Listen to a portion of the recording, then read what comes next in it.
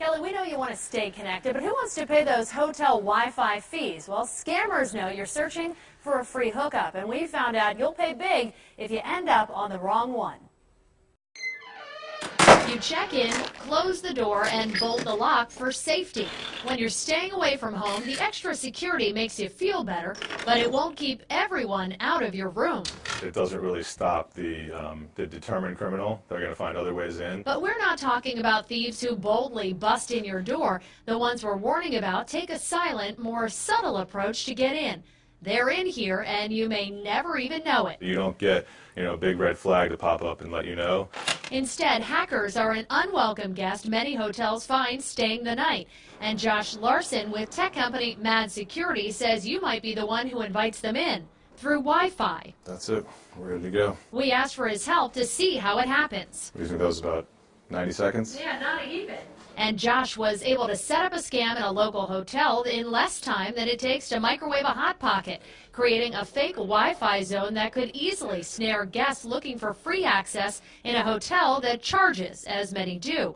We locked it down so no one was ever in jeopardy, but it certainly looked real, popping up as an option in the Wi-Fi menu.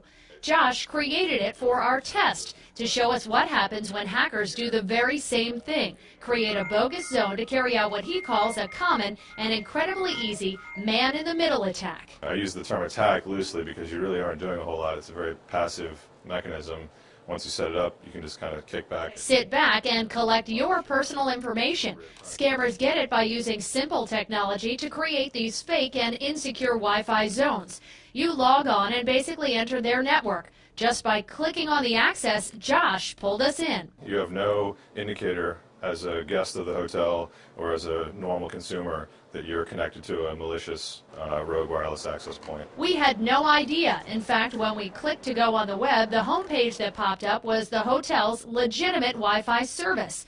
Thinking the free Wi-Fi we tried to use was a fail, we put in our credit card number to get the real thing, and guess what? We're already hooked. Those digits went directly to Josh's screen along with our name, address, and email. The sky's the limit at that point. Once they have your personal information, they can do pretty much anything they want. Including watching to see if you'll hand over anything else, maybe by web banking or checking for your IRS refund.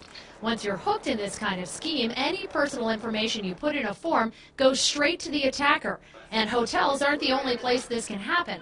From coffee shops to airports, anywhere you're looking for Wi-Fi, scammers will be there, happy to supply. That's the kind of inherent flaw with wireless, wireless internet connections is that susceptibility to man-in-the-middle attacks. So how do you defend yourself? Sorry, but because of the potential for huge attacks, Josh says you might want to skip the Wi-Fi altogether. Instead, go with the hotel's wired connection, which is tougher to hack. If you want Wi-Fi, use your mobile device to get hooked up.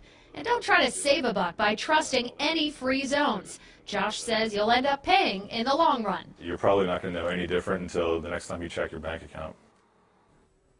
Josh says that kind of attack, it's basic for scammers, kindergarten, and we're way behind, not just in understanding those attacks, but on computer basics. He says we're also focused on getting to the websites and the pictures we want to see on the web, that we just click OK to every message we see, and that leaves you more vulnerable. We want to show you some of the messages to think about. This is one of them that popped up. Our tech guy pointed this out. If you go on some sites, you may get an indication about resetting your internet. If you do that and click OK, you might actually end up with a virus. Another one we wanted to show you is this one. You see a lot of videos on the web. They'll tell you you might not have the software. You need to check them out. But if you click continue on this one, you're still going to end up with a virus. Even if you click cancel, that might happen. He says the best bet is to just cancel out of all of these, X out at the top, get out, and make sure you have active virus software on your computer.